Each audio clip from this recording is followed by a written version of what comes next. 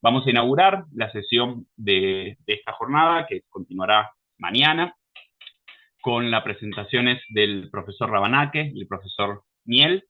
Así que voy a comenzar primero presentando al profesor Rabanake, que en Argentina quizás diríamos que no necesita ninguna presentación, pero bueno, dado la naturaleza de este evento, vamos a hacer la presentación. Luis Rabanake es doctor en filosofía por la Universidad de Buenos Aires, con una tesis sobre el noema dirigida por el profesor Walton.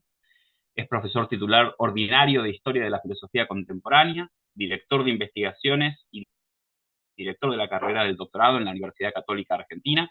Es además investigador independiente del CONICET en Argentina. Ha sido becario tanto de esta misma institución como del DAAD, Deutscher Akademischer Austauschdienst, Servicio de Intercambio Académico Alemán. Su área de interés académico se centra en la fenomenología de Edmund Husserl, en particular en las cuestiones relativas al noema, la corporalidad, el lenguaje y la pasividad. Actualmente está desarrollando una investigación sobre aspectos problemáticos de la intencionalidad en conexión con el cuerpo propio, la intersubjetividad y el lado inconsciente del yo. Ha publicado numerosos artículos y capítulos de libro, es editor de varios volúmenes sobre este tema de especialidad y ha traducido libros tanto del alemán y del inglés. Y desde el 2013 es director de Escritos de Filosofía, segunda serie. Es además coordinador por la parte de Argentina del CLAFEN, Círculo Latinoamericano de Fenomenología, y dirige actualmente, con el cargo de subdirector, el Centro de Estudios Filosóficos de la Academia Nacional de Ciencia de Buenos Aires, que, como todos los argentinos sabemos, es nuestra casa de encuentro para la fenomenología. Así que, sin más, lo invito al profesor Rabanake a que exponga hoy sobre génesis, pasividad e inconsciente. Profesor. Bueno, muchas gracias, Matías. Buenas tardes a todos y a todas. Ante todo, muchas gracias a todo el comité organizador por esta invitación y realmente celebro que haya este tipo de encuentros, ¿no? Simposio de fenomenología husserliana, porque desde el famoso dictum de Paul Ricoeur, que la fenomenología es la historia de sus eh, bueno, me olvidé la palabra, eh, de sus herejías, ahí está. Lo que yo voy a tratar de hacer hoy tiene poco de hereje. En realidad, mi interés está, como lo mencionó Matías recién en la reseña, en explorar ciertas dimensiones de de la fenomenología husserliana y en particular ciertas dimensiones de la experiencia que tenemos que presentan límites o presentan, yo alguna vez pensé en abismos, me parece es excesivo, he descubierto con el tiempo que es excesivo, pero sí por lo menos ciertas dificultades para el análisis fenomenológico, ¿no? Y eso se relaciona al menos con estos tres ámbitos. Por un lado, con el cuerpo propio, porque el cuerpo propio mío tiene algo que es propio, que viene del yo, que es su carácter, como dice Husserl, de ser el órgano del yo, tanto el órgano de sensación como de movimiento y de acción sobre el mundo, pero al mismo tiempo ese mismo cuerpo es una cosa entre las cosas, ¿no? Es una cosa en el mundo físico. Y está sometido a la causalidad física, está sometido a todas las reglas a las que está sometido cualquier otro cuerpo. Y entonces ahí se presenta el problema de la opacidad de mi cuerpo en su carácter de cosa física para mí mismo, que soy, digamos, el dueño de ese cuerpo. Otro ámbito que me parece importante destacar, porque tiene también elementos o inaccesibles o complejos de acceder, es el ámbito de nuestra experiencia de los otros, de la experiencia intersubjetiva. Y esto se revela en particular cuando encontramos sociedades que difieren mucho de la nuestra en cuanto a sus rasgos culturales, ¿no? Eso que en alguna época se llamó las sociedades primitivas, ¿no? Los primitivos, los salvajes de, de Rousseau, y que hoy quizá podríamos llamarlos con una denominación más neutral, las culturas animistas.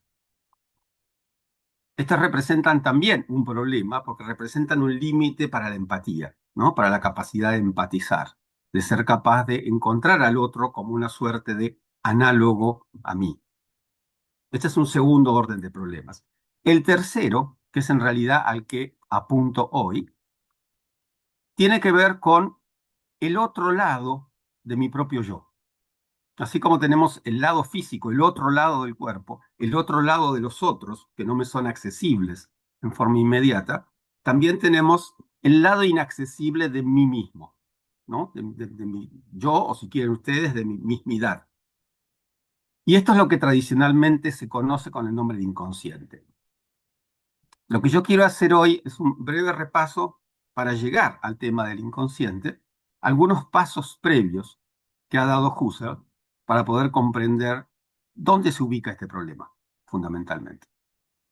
Es decir, anticipo que no voy a dar solución a nada, solamente voy a presentar algunos aspectos y algunos problemas. Si me permiten compartir la pantalla,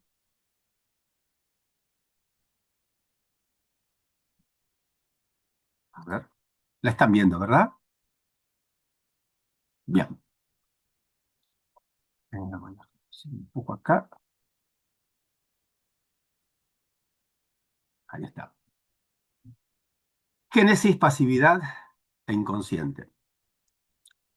Lo primero que quisiera hacer, bien, es recordar algunas cosas un poco básicas, pero que me parece que son importantes como orientación. Por un lado, ¿cuál es el planteo general de la intencionalidad? ¿No? Sin entrar en el problema, se va a dedicar el profesor Niel a esto, seguramente en la próxima hora, sin entrar en la relación con Brentano y los orígenes de la intencionalidad en Husserl. Podemos decir que el primer planteo maduro de la intencionalidad es el que se presenta en el primer tomo de Ideas, ¿no? En 1913. Y de ese planteo puede surgir algo parecido a este cuadro, ¿no? La intencionalidad es una correlación, de hecho habría que poner una flecha de ida y de regreso también, es una correlación entre la conciencia y el mundo.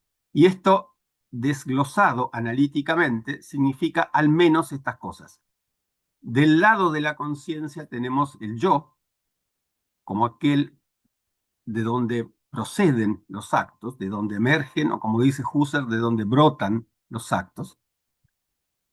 Y están los actos, la corriente de actos o vivencias de la conciencia.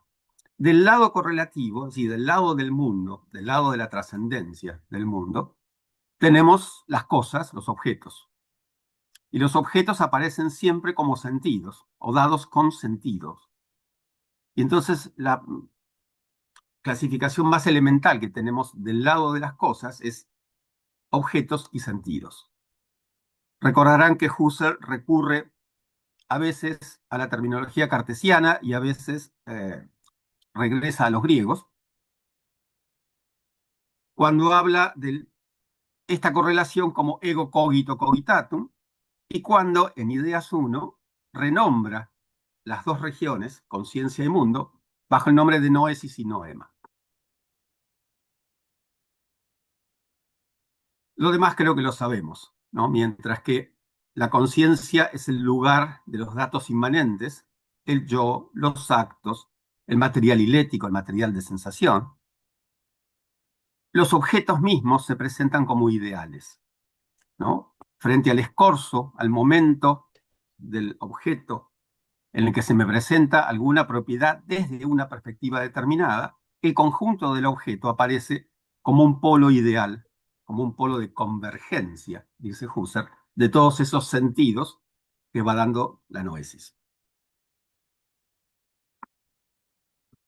Pero hay otro rasgo fundamental en esta noción de la intencionalidad de Husserl que va más allá de la mera correlación puntual entre el yo, sus vivencias y los objetos con sus sentidos en el mundo, que es la intencionalidad de horizonte, que es justamente el tema que ha sido central y sigue siendo central en las investigaciones del profesor Walton, ¿no? Mencionado recientemente. Porque frente a las tesis, sobre todo de corte positivista y psicologista, de finales del siglo XIX, que en realidad tienen una larga historia, y que en definitiva identificaban nuestra percepción del mundo con los datos de sensación que recibimos, simplemente la recepción del estímulo y la respuesta a los datos puntuales de actualidad. Husserl destaca el carácter de inactualidad que tiene también la conciencia.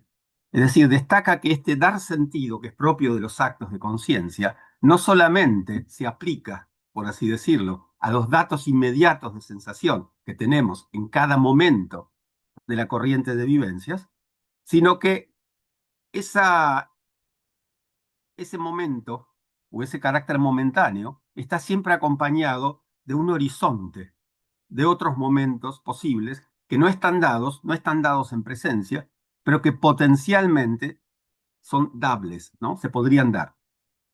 Y eso es lo que Husserl llama, aprovechando la metáfora geográfica, el horizonte, ¿no? La actualidad siempre está rodeada de un halo o un horizonte, como dice Ideas 1. No voy a ahondar ahora en la estructura del horizonte, simplemente indicar dos rasgos centrales, que me parecen centrales. Porque, por un lado, los horizontes funcionan como un trasfondo de la actualidad. Si uno se pregunta en qué relación está el horizonte con la actualidad, el horizonte está siempre en lo que podemos llamar el trasfondo de la actualidad. Y esto quiere decir que se encuentra dentro de la presencia, es decir, dentro de los momentos presentes de la conciencia. Esto viene a lo que voy a decir ahora, porque el horizonte también se puede presentar como el límite de la actualidad, no como el trasfondo, sino como el límite, tanto en la vida despierta como en la vida dormida, en el dormir y en el sueño. Y ahí lo tenemos en otro registro, al horizonte. Porque mientras que el primero es un horizonte dentro de la presencia, ahora lo vamos a ver un poco más, el otro es un horizonte en una ausencia que no puede ser traída a la presencia. Y por eso es un límite y no meramente un trasfondo.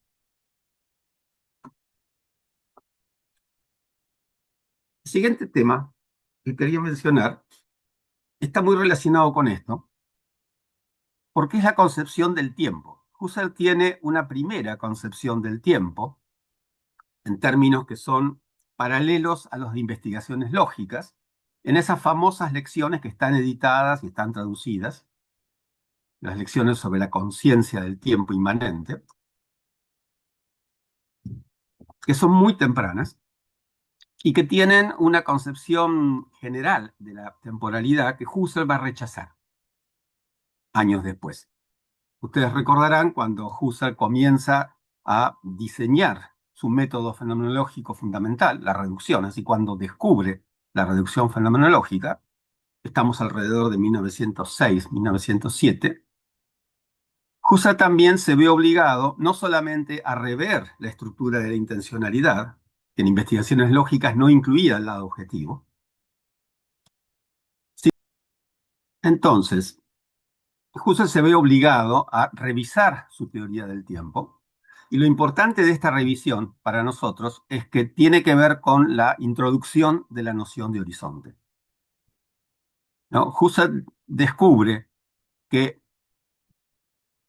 el yo se relaciona con sus vivencias en el sentido de relacionarse con un curso de conciencia, ¿no? Los actos, las vivencias de conciencia se presentan con la imagen del río, recordarán ustedes. Husserl todavía usa esa imagen incluso en la crisis, en sus últimos años, ¿no? El río de Heráclito, el río de Heraclitio, que es el fluir de la conciencia.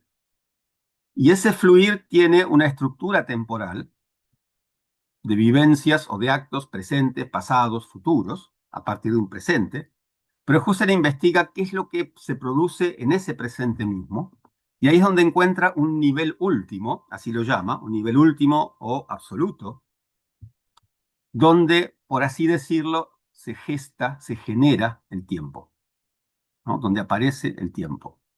Y el tiempo aparece de una manera semejante, y el propio Husserl lo reconoce, a cómo había descrito muchos siglos antes San Agustín la cuestión del tiempo.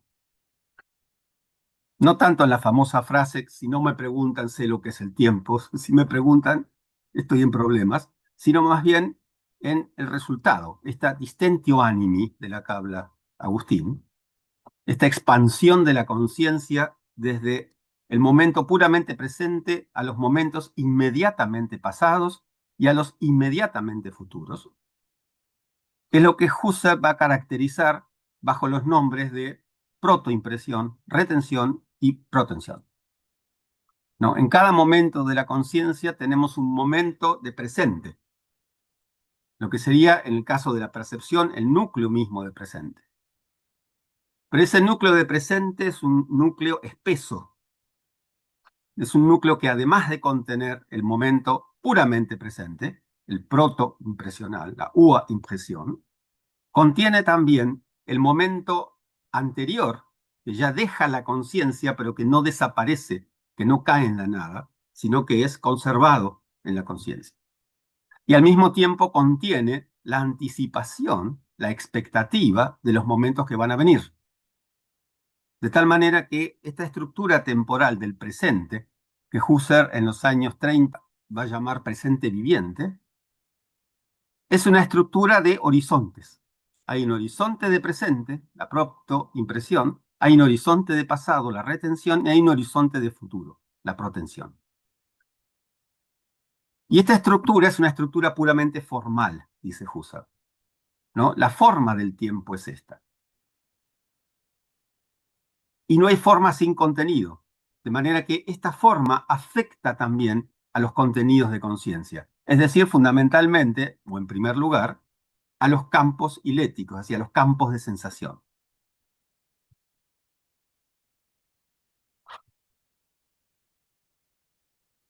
Y el otro tema importante en este sentido es el tema de la manera como la conciencia mantiene su identidad, la manera como las cosas correlativamente mantienen su identidad. Es decir, el viejo problema de Hume, en definitiva, de David Hume, que está presente también aludido en la palabra protoimpresión aquí, dado que remite ciertamente a Hume, la idea de impression, ¿no? Husserl dice a la impression, la impresión de Hume, es un dato secundario frente a la primera impresión, la verdadera impresión originaria. Y el problema de Hume es cómo se conecta cada impresión originaria con la siguiente y con la anterior. Y para Husserl desaparece ese problema en la medida en que descubre, apropiándose de un término kantiano, no es el único, que la conciencia tiene carácter de síntesis, ¿no? Que reúne sintéticamente. Y esto es función de los horizontes, esta capacidad de reunir sintéticamente. Y la fenomenología de investigaciones lógicas, de ideas 1, la fenomenología anterior a los años 1920, considera dos formas básicas de síntesis. Una es la síntesis que Husserl llama en investigaciones lógicas continua, y que podríamos llamar también, y a veces lo llama él, estética, es decir, una síntesis sensible, la síntesis de los elementos que forman los datos de sensación. Y eso produce lo que llamamos la identificación, es decir, esta capacidad de poder mantener un mismo objeto frente a esa corriente, a ese fluir, a ese río de vivencias que están referidas a ese objeto. Ahora, hay otro tipo de síntesis que tiene características diferentes, que es lo que Husserl llama la síntesis discreta o también la síntesis categorial. Sobre todo, investigaciones lógicas utiliza este término. Es aquella síntesis donde se da una identidad estricta, no la identificación momentánea en el curso, en el movimiento de la conciencia, sino un tipo de identidad mucho más fuerte.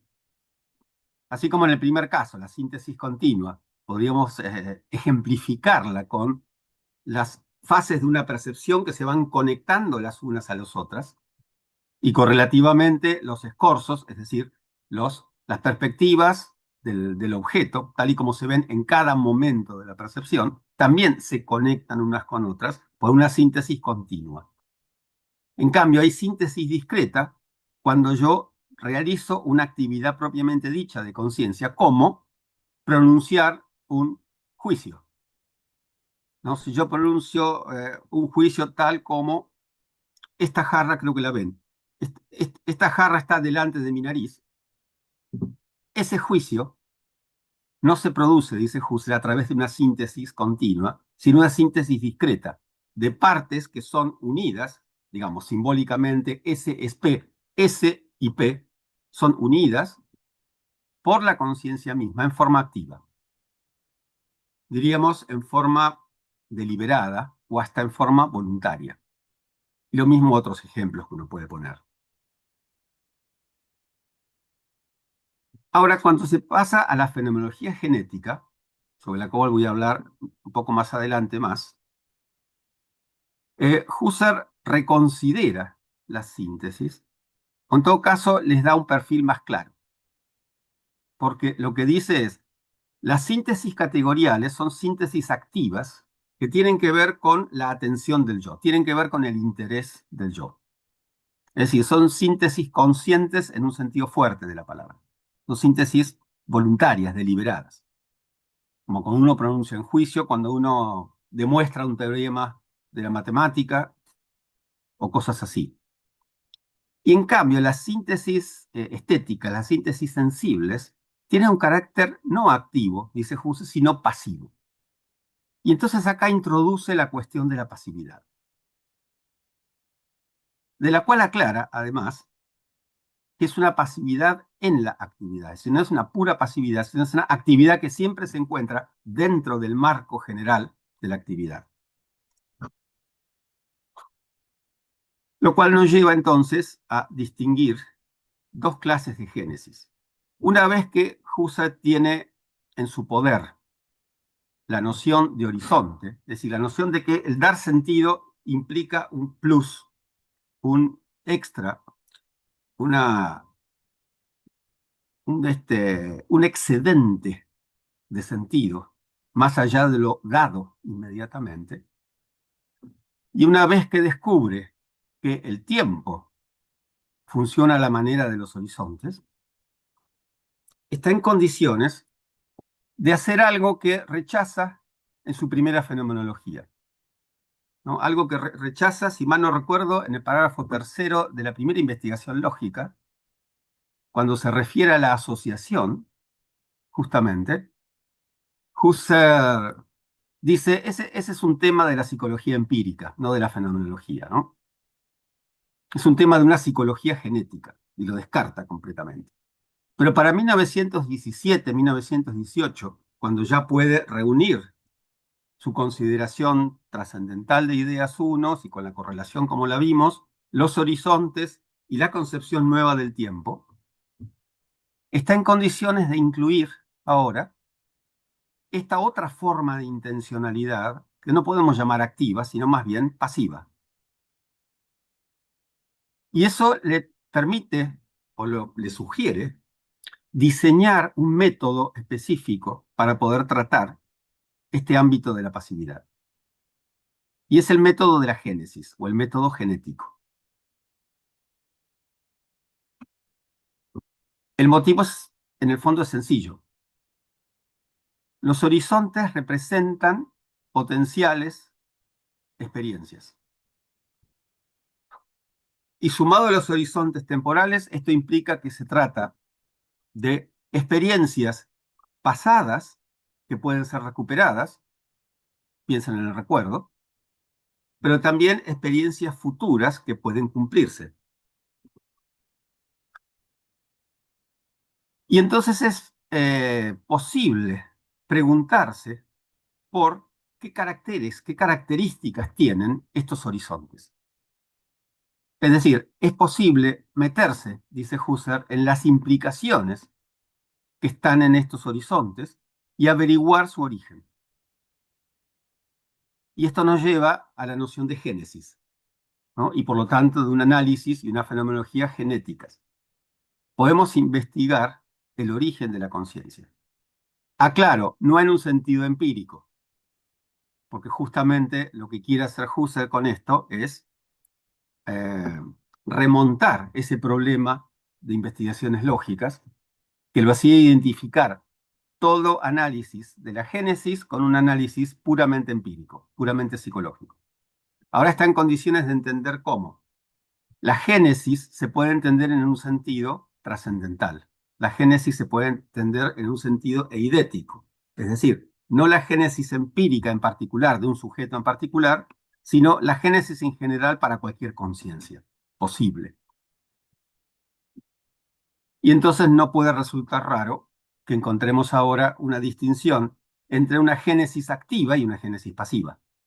Es decir, la génesis de estas formaciones discretas de sentido, como los juicios, frente a la génesis de la percepción sensible y de sus formas derivadas, que tiene un carácter, dice Husserl, más pasivo que activo. Y ahora vamos a ver por qué.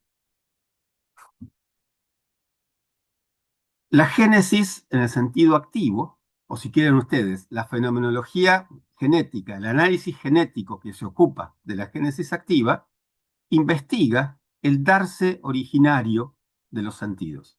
O sea, estudia lo que Husserl llama la institución de sentido, ¿no? La Stiftung, Sinnesstiftung. Mientras que la génesis pasiva tiene dos dimensiones o dos flancos. Por un lado tiene un costado, un lado originario. Hay una predonación originaria. Por otro lado hay una pasividad secundaria, que es la que Husserl va a llamar habitualidad. Y esto, por lo tanto, que haya una pasividad originaria y una secundaria, implica también dos direcciones en el análisis genético. Una génesis en el presente viviente, que es donde se da la predonación originaria, y una génesis como historia intencional de la correlación. Voy a pasar brevemente a mencionar las dos cosas. Por un lado, la génesis en el presente viviente, es decir, este presente del que hablábamos más temprano, este presente cuya base o fondo es el juego de horizontes, el juego sintético de horizontes entre protoimpresión, retención y protensión.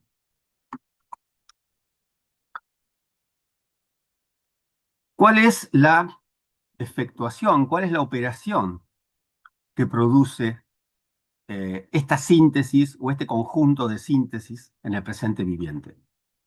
Husserl dice, produce las formas básicas de organización de toda la conciencia en los planos de simultaneidad y de sucesión,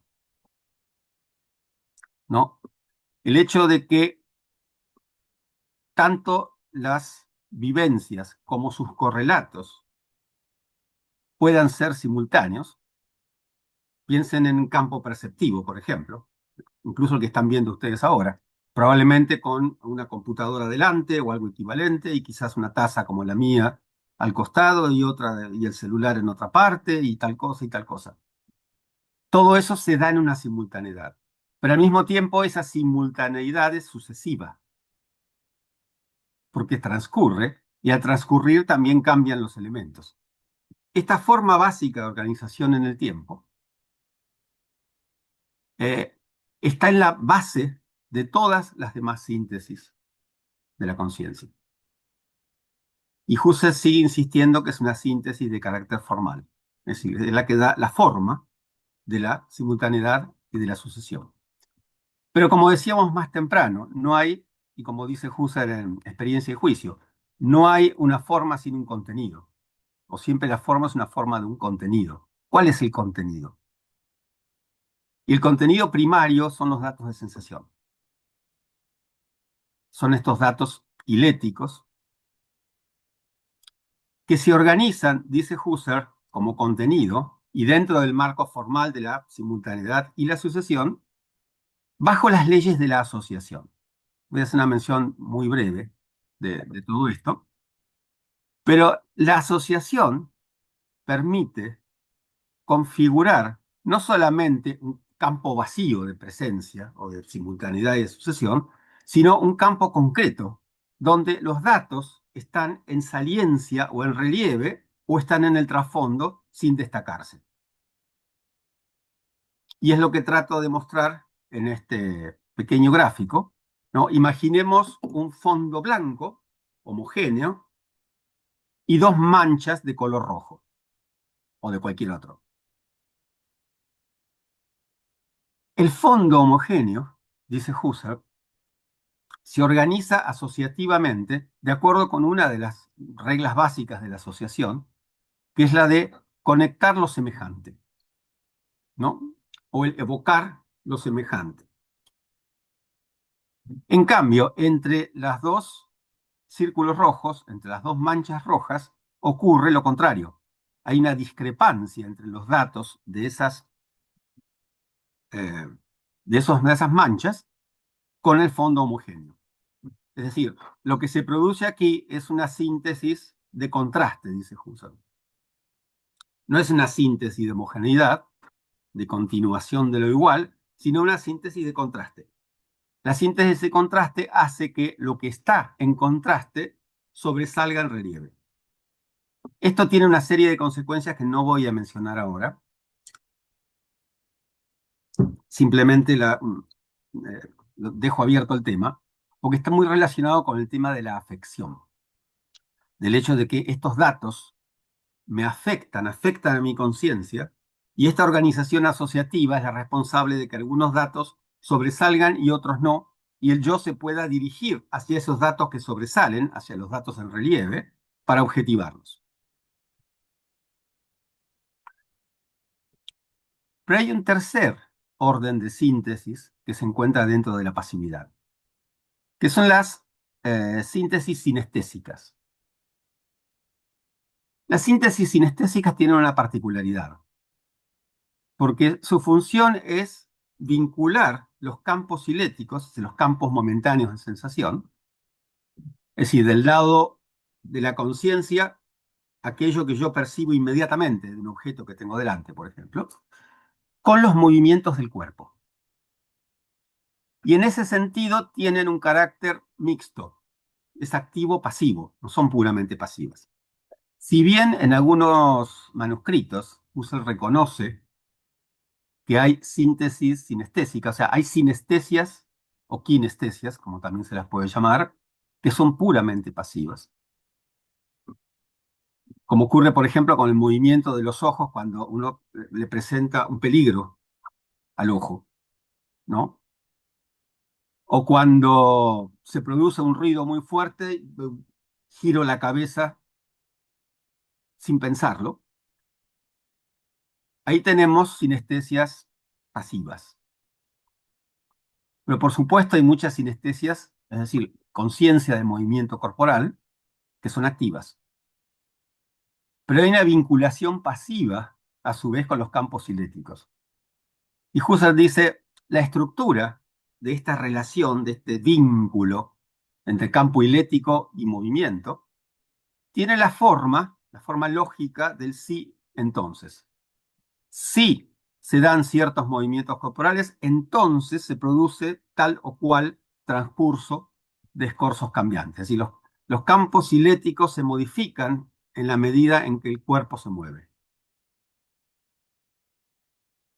Y esto implica una cantidad de cosas que no vamos a ver ahora, incluidos los movimientos de alejamiento y acercamiento, etc. Pero, aclara Husserl, esta relación sí, entonces, no es una relación de tipo causal. Y es importante tenerlo en cuenta, porque cuando incluimos ahora los movimientos corporales, podría pensarse que estamos entrando en el ámbito de la causalidad física. Pero Husserl aclara que no. Este sí y entonces tiene la forma de la motivación. Es decir, de esto que en el segundo tomo de ideas llama también la causalidad psíquica, entre comillas.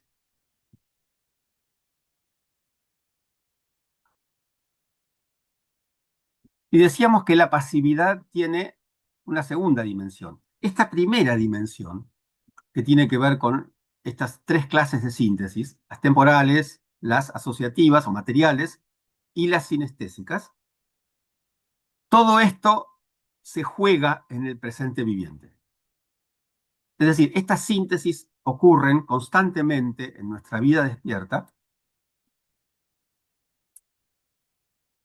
fundamentalmente en la percepción sensible, que es nuestro modo inmediato de estar constantemente abiertos al mundo, ¿no? Y en ese sentido están constantemente en formación estas síntesis pasivas originarias del presente viviente.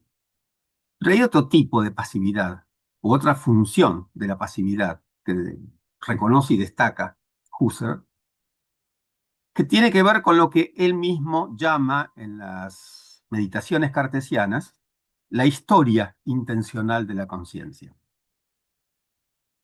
Porque si uno se pregunta por los horizontes que están en la base de la conciencia en su momento presente, que es lo que hicimos recién, uno también se puede preguntar por las implicaciones intencionales en el pasado, atendiendo a esta idea básica, que todo momento propiamente presente de la presencia, todo momento proto-impresional, es conservado, es retenido, ¿no? En una retención, y esa retención, a su vez, pasa a ser retención de la retención, cuando un nuevo momento presente deja de ser presente. Y pasa a ser retención de retención de retención, cuando un tercer momento entra a la presencia y los otros se desplazan hacia el pasado. Husserl reconoce que esta retención hace que los datos que hayan sido presentes no caigan en el vacío, no caigan en la nada, sino que la conciencia los conserva y por lo tanto los puede recuperar. La forma quizás más evidente de esto es el recuerdo, la posibilidad que tenemos de recordar una experiencia pasada. ¿Qué significa esto? Que esa experiencia pasada fue conservada, ¿no? Como retención de retención de retención de retención de retención, pero conservó su lugar en el tiempo, dice Husserl, de tal manera que la conciencia puede traerla nuevamente al presente, ¿no? Esa posibilidad de traerla nuevamente al presente es casi la prueba de la retención. Pero también podemos preguntarnos, no solamente en forma completamente abstracta, como una retención viene de otra, de otra, de otra, sino que podemos preguntarnos, en general la conciencia tiene esta característica de conservarse a sí misma, ¿no? O como dice Husserl en un manuscrito, de heredarse a sí misma, ¿no? La conciencia se hereda a sí misma. Es decir, que tiene una historia intencional. Y esto quiere decir que mis experiencias, mis actos de conciencia y por lo tanto, correlativamente, los objetos del mundo, no son simplemente esos objetos puntuales que se dan en un presente viviente, sino que se conservan, y no solamente se conservan, sino que además se enriquecen con nuevas características cuando tengo nuevas experiencias. De tal manera que del lado del yo, dice Husserl, tenemos ya no solamente este yo que es simplemente el origen, la X vacía o el lugar de donde irradian las vivencias, esa es la definición de ideas 1, sino que el yo tiene una historia, tiene un espesor. Al heredarse a sí mismo, el yo se convierte en un sustrato, dice Husserl, de habitualidades y capacidades, ¿no? Donde las habitualidades se refieren fundamentalmente a los actos y las capacidades a las capacidades corporales, las capacidades de movimiento. Y correlativamente, el mundo circundante no es un mundo de objetos puntuales que aparecen y desaparecen, sino más bien un mundo de objetos que no son familiares y con los cuales tenemos una relación de familiaridad. Husserl dice, son objetos que más que objetos son tipos de objetos. Y es lo que ocurre normalmente. Si yo les muestro la jarra, ustedes van a reconocer inmediatamente la jarra, aunque no conozcan esta jarra en particular mía que tengo aquí en Buenos Aires. Sin embargo, la reconocen como un objeto del tipo jarra de café, digamos, o de té. Y paralelamente, el yo se reconoce a sí mismo como el centro de su historia personal.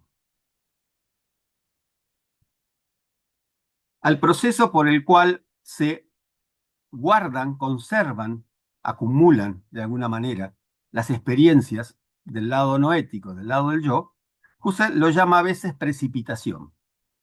Es un término que toma de la química. Y a esta configuración de los objetos correlativos, como objetos también con una historia, que van sumando y acumulando características, lo llama sedimentación, ¿no? El proceso de sedimentación. Yo hice acá un pequeño cuadro para tratar de mostrar muy esquemáticamente cómo funciona la sedimentación. Los procesos de protoimpresión, protensión y retención que se dan en la esfera del presente viviente se encuentran en el nivel de la institución de sentido, como decíamos más temprano, ¿no? Del dar sentido. Ahora, en virtud de la retención y la retención de la retención, es decir, esta conservación más allá de la presencia, podemos decir que hay como un punto cero, un límite, más allá del cual la retención ya no es presente, es decir, ya no forma parte de este núcleo de presencia. Y se va, por así decirlo, acumulando esta intención retenida, de tal manera que puede sumarse a otras retenciones del mismo tipo. A esto es lo que podemos llamar sedimentación. Husserl utiliza, como es bastante evidente, la metáfora geológica de la sedimentación para referirse a esta. Es decir, la manera como las capas geológicas se superponen y el análisis geológico, por cierto, puede descubrir las capas más profundas explorándolas, haciendo una exploración arqueológica. De la misma manera, el análisis fenomenológico puede hacer una excavación arqueológica para encontrar el origen de esa sedimentación. En todo caso, una vez que los datos presentes abandonan la presencia, es una vez que pasan el umbral del punto cero, entran en el inconsciente. Yo no lo puse acá la palabra, pero entran en el inconsciente. Y es desde el inconsciente donde se convierten en horizontes, por un lado, de experiencias vividas que pueden ser traídas de nuevo a la presencia, y por el otro lado, un horizonte de conocimientos adquiridos sobre las cosas, tipos, que también puede ser traído nuevamente a la presencia.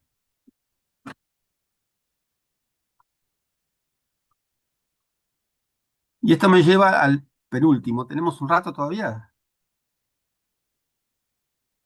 Sí, unos 5 para redondear, 10. Bien. No, esta placa es para asustar nada más. Tiene un montón de datos, pero no voy a desarrollar cada uno de ellos.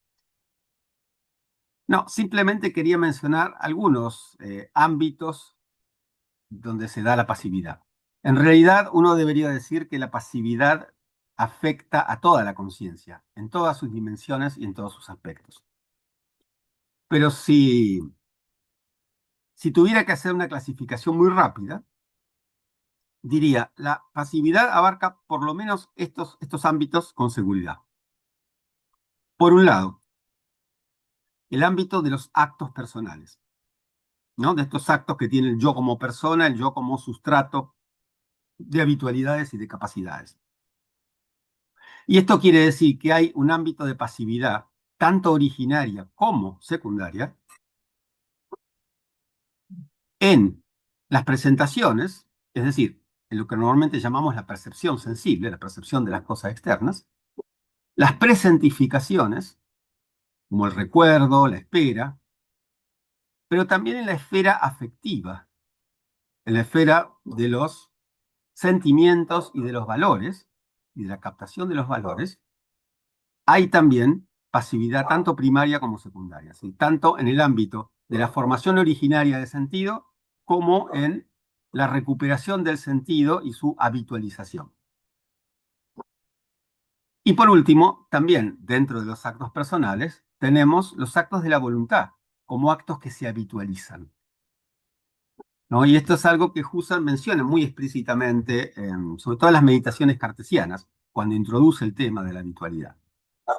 ¿No? Dice, cuando yo adquiero una convicción, cuando me convenzo de algo, esa convicción permanece en mí. A partir de ahora es mi convicción. E incluso si la abandono, sigue siendo mi convicción, en el sentido de que sigue conservada en la conciencia. Primer ámbito, entonces, actos personales. Segundo ámbito, el ámbito del cuerpo propio. Está bien, alguien me puede objetar que el ámbito del cuerpo propio y de los actos personales es difícil de separar, ¿no? Admitida esa posible objeción, por ejemplo, Merleau-Ponty podría hacerla, o los merleau-pontianos, de todas formas, se pueden detectar ámbitos de pasividad en el cuerpo propio, tanto del lado del cuerpo físico, que en algún punto es una pura pasividad,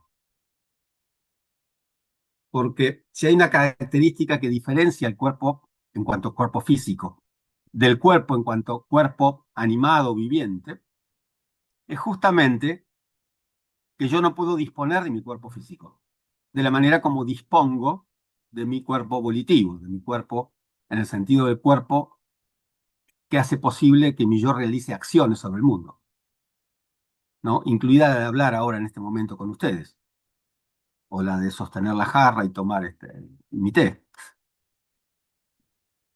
Pero ciertamente hay ámbitos de la pasividad en el cuerpo viviente, ¿no? Es interesante, Husserl también tiene una expresión en un manuscrito, está en el manuscrito de los grupos, del grupo C, es un manuscrito del grupo C, esto que voy a decir ahora, así como el yo se hereda a sí mismo, ¿no? Decíamos recién, también dice Husserl, el cuerpo se hereda a sí mismo. El cuerpo también tiene una historia intencional.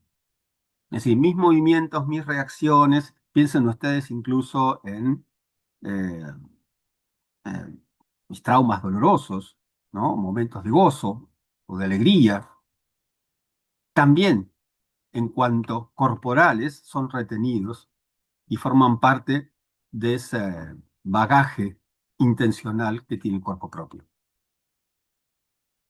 Tercer ámbito, este creo que es menos discutible, el ámbito de los actos sociales, es decir, no puramente personales, sino de los actos sociales. Entendiendo que la distinción entre actos personales y sociales también es discutible. Pero bien, los actos sociales básicos, más básicos para Husserl, son de estos dos órdenes. Los actos de empatía, con los cuales entro en contacto inmediatamente con los otros, que son como yo, los otros sujetos, ¿no? Los alter ego, de este ego que soy yo, y los actos de comunicación, por los cuales hay que entender más allá de la empatía, actos como los gestos, ¿no? Las reacciones y, por supuesto, el uso de los signos lingüísticos, ¿no? El lenguaje. Tanto la empatía como la comunicación también se encuentran afectados por una pasividad básica, tanto en su forma originaria, en el momento en que tenemos el contacto con el otro, como en,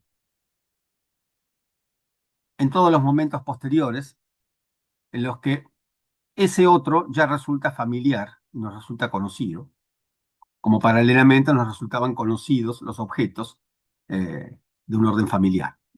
Y lo mismo pasa con la comunicación.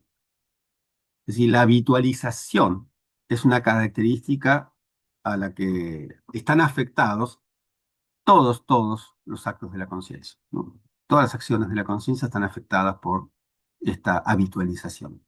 Y por último, casi para terminar, con el inconsciente.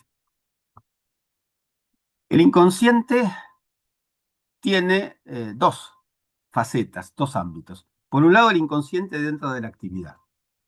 Es, digamos, es solidario con lo que dije más temprano respecto de los horizontes como trasfondo del momento presente de la conciencia. Pero el inconsciente tiene otro sentido, donde la pasividad es mayor porque es más discutible que sea una pasividad en la actividad, como dicen meditaciones cartesianas, que es en el dormir y en el soñar. Y esto nos remite a un problema bastante central, que es el hecho de que nuestra vida de conciencia no consiste en un permanente estado de percepción sensible, ¿no? No es la permanente posibilidad de sensación de la que hablaban los positivistas del siglo XIX, sino que es una sucesión de momentos en que estamos despiertos y momentos en que estamos dormidos, de vigilia y de dormir o de sueño. No quise usar la palabra sueño porque en español por lo menos es confuso. Sueño se refiere al dormir y sueño se refiere al soñar, ¿no? Pero tenemos que distinguirlos, porque el dormir puede ser sin sueños o puede ser con sueños. ¿Cuál es la diferencia básica, fenomenológicamente hablando? Que un dormir sin sueños es un momento de interrupción de la conciencia del cual no podemos rendir cuentas, ¿no? Es un momento que no puede ser analizable desde el punto de vista fenomenológico. La reflexión no alcanza, salvo para decir que es un momento en el que no puede recuperarse nada, excepto cuando soñamos, porque el sueño, al menos en principio, sí es recordable. Ahora, esto nos presenta otro problema, que es en lo que estoy trabajando en estos tiempos más específicamente, que es el problema, en primer lugar, de cómo accedemos a los sueños. Y en segundo lugar, ¿qué hacemos después con eso? Es decir, cómo logramos una descripción del sueño. Rápidamente, en cuanto al acceso, podemos acceder de dos maneras básicas, en primera persona o en tercera persona. En primera persona hay dos maneras a su vez, por lo menos yo he encontrado, de acceder al sueño. En primer lugar es a través de lo único perceptivo, intuitivo que tenemos en el sueño, que es el momento en que comienza y el momento en que termina, ¿no? Los umbrales, el quedarse dormido y el despertar, ¿no? Ese momento puede ser reflexionado desde la fenomenología. Y por supuesto que está el otro caso, que es el del recuerdo de los propios sueños. La segunda manera de acceder al sueño es a través de los sueños de otros. Y por eso digo en tercera persona, de los relatos de sueños.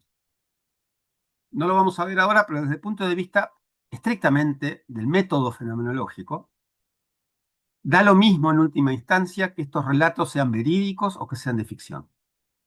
Pueden tomarse los dos. ¿Qué resulta de todo esto? Lo digo en cuatro palabras. En el sueño se conserva la correlación intencional, lo cual quiere decir que de cierta manera todo lo que dijimos hasta ahora funciona también en el sueño, ¿no? Hay un yo que tiene actos y que tiene un mundo. Ese yo en el sueño es un yo despierto, ¿no? Para el sueño es un yo despierto, un yo activo, un yo que realiza, digamos, síntesis activas, no solamente síntesis pasivas.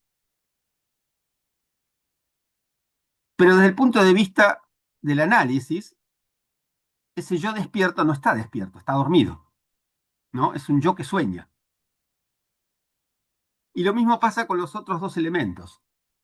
Este yo de los sueños también tiene actos, también tiene vivencias, también tiene experiencias, también percibe, siente dolor, alegría, se mueve, intercambia eh, cosas y comentarios con otros sujetos dentro del sueño, etcétera. Y también tiene un mundo, ¿no? El sueño se presenta siempre como mi presencia en un campo de mundo. Pero la diferencia es que hay un desdoblamiento del yo, por un lado, porque este yo dormido es y no es al mismo tiempo el yo despierto. En el caso de los actos no son verdaderos actos de conciencia. Yo no estoy percibiendo nada cuando percibo algo en el sueño. Y en el caso del mundo es un cuasimundo, un mundo que no es real, sino que es cuasi real. Y en este sentido funciona como la imaginación o la fantasía en la vida despierta, donde creamos un cuasimundo que es cuasi real, con cuasi personas, ¿no? Y cuasi cosas, y ese mundo lo creamos nosotros y funcionamos dentro de ese mundo como cuasi yoes, ¿no? Esta proliferación de cuasi que estoy mencionando indica simplemente que la experiencia que tengo en el sueño es una experiencia como si, no es una experiencia real. Y por supuesto, y con esto cierro, yo había hablado del cuerpo, también el cuerpo interviene, y a veces muy especialmente, en los sueños. No, el sueño nunca se parece a una especie de película que pasa delante de una pantalla y uno está como los cautivos de la caverna de Platón, quieto, ¿no? Atado sin poder moverse y simplemente viendo la pantalla. Uno interactúa, uno se mueve dentro de ese mundo y ese mundo también tiene reacciones respecto de uno, ¿no? Si a uno le dan un golpe en un sueño, uno siente el dolor y a la inversa. De manera que hay también, además de un cuasi yo que sueña, cuasi actos y un cuasi mundo, un cuasi cuerpo que interactúa con todos ellos. Bueno, muchas gracias por su atención y por su paciencia.